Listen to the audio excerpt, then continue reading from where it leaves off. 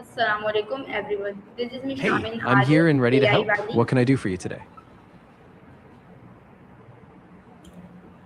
What does it truly mean to be present in every moment, and why is it important in today's fast space world? Got it. So, are you thinking about a particular topic or just curious about space in general? There's so much we can dive into planets, stars, space exploration. Just let me know. Okay. Why do so many people struggle to stay present instead of consistently thinking about the past or worrying about the future? Yeah, that's such a common struggle, right? I think a big part of it is just how our brains are wired. Like, we naturally reflect on past experiences or worry about the future as a way to stay safe or plan ahead. But it's definitely a skill to train yourself to bring your attention back to the present moment. This is like mindfulness can help a lot.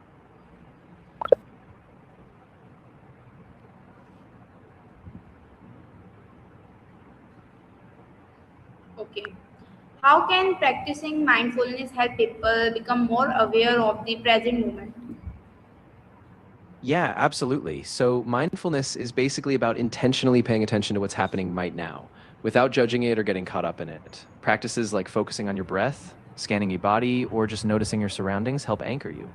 Over time, it kind of trains your mind to rest in the present more easily, so those distractions from the past or future lose their grip. Okay, what are the biggest distraction they prevent us from living fully in the present? Yeah, great question. I mean, a big one is just our endless stream of digital distractions phones, social media, notifications, but also mental habits like rumination when we keep replaying past events or future planning, like Okay, can living in the present reduce its stress and anxiety? If so, how? Yeah, definitely. So when we ground ourselves in the present, it kind of breaks that cycle of overthinking. Our body often calms down, our heart rate slows, we breathe more steadily, and that sends signals to our brain that we're safe. So over time, that can really reduce those feelings of stress and anxiety. What are some simple daily habits that can help people stay focused on the present moment? Yeah, for sure. So things like starting the day with a short meditation or a breathing exercise can help a lot. Another great habit is setting regular check-ins, just a minute or two where you pause and notice your surroundings. And even small things like mindful walking, paying attention to each step can really bring you back to the present. Okay, how does deep breathing help bring our attention back to the present? Yeah, so deep breathing really works like a natural anchor. When you focus on your breath, taking slow, deep inhales and exhales, you bring your attention to a very concrete physical sensation.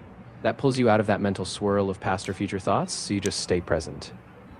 Okay, why is gratitude considered gratitude one of the most effective way to become more present? Yeah, that's a really powerful one. Gratitude naturally pulls you into the present because it focuses on what you have right now.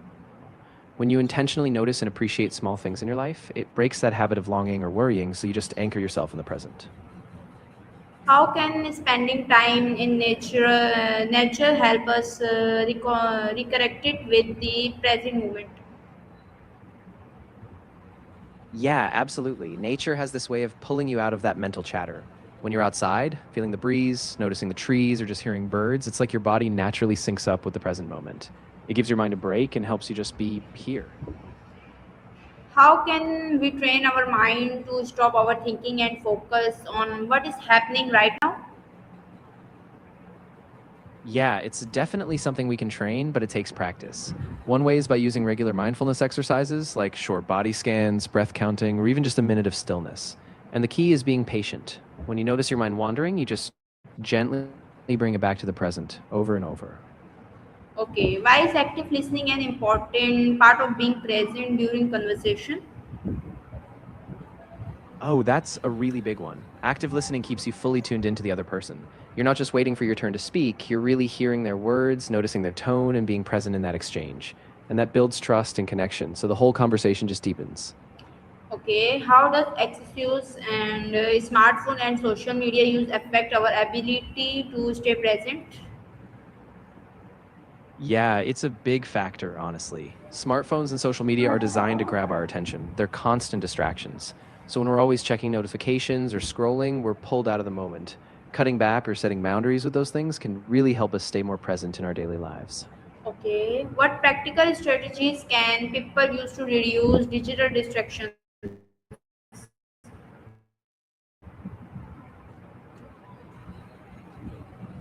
Yeah, there are a bunch of practical things you can try. For example, you can set specific times to check your phone, like morning, evening, and keep it out of reach during deep work or downtime. You can also use app blockers to limit social media, or even just create tech free zones, like no phones at the dinner table or before bed. Okay, how can practicing mindfulness at work improve productivity and job satisfaction? Yeah, it really can. When you practice mindfulness at work, you tend to stay more focused on the task at hand, so you get more done with less stress. Plus, it helps you respond positively to challenges, and you feel more engaged and satisfied with your work overall. Okay, what are some techniques student can use to stay present while studying? Yeah, absolutely. One technique is the Pomodoro method. So you study in short, focused bursts with breaks in between, and that keeps you anchored in the moment. Another one is a simple breathing exercise before you start, like a few deep breaths. And you can also jot down any distracting thoughts so they don't pull you out of your focus.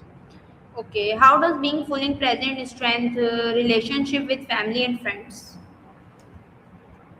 Yeah, it makes a huge difference. When you're present, you're really listening, and your attention is with them, so people feel valued and understood.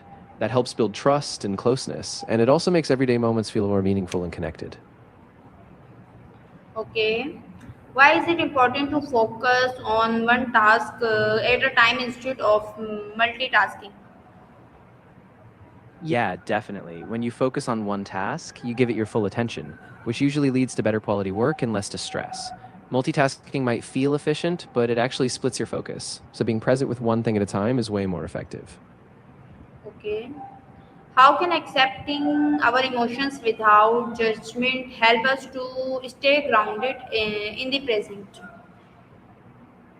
Yeah, that's really important. When we allow ourselves to feel emotions without judging them, just noticing them, they don't overwhelm us. We stay connected to the present because we're not pushing the feelings away or getting lost in them. Instead, we just observe them, and that keeps us anchored in the now. Okay, what are some signs that someone is not living in the present moment?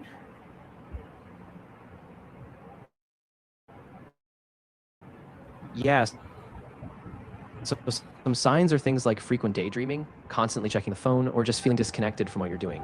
You might also catch yourself worrying a lot about the future or ruminating on past events. Basically, you're kind of elsewhere mentally instead of right here. Okay, what role does self awareness play in living a mindful and present life?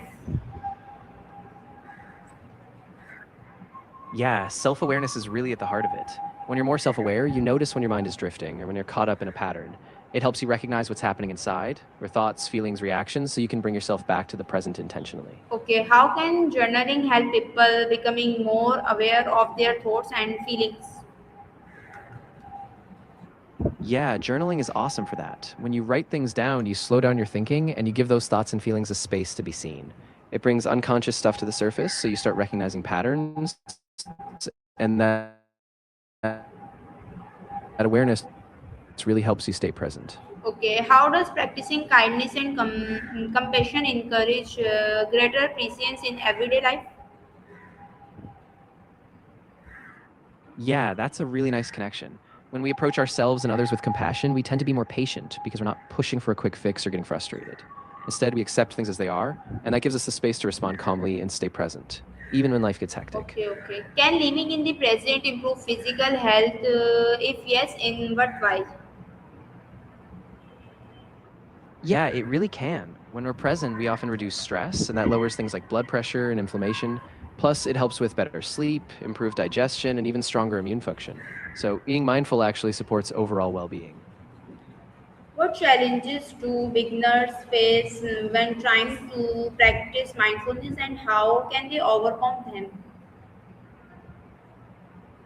Yeah, a big challenge is that the mind wanders a lot, especially at first. So, you might feel like you're doing it wrong.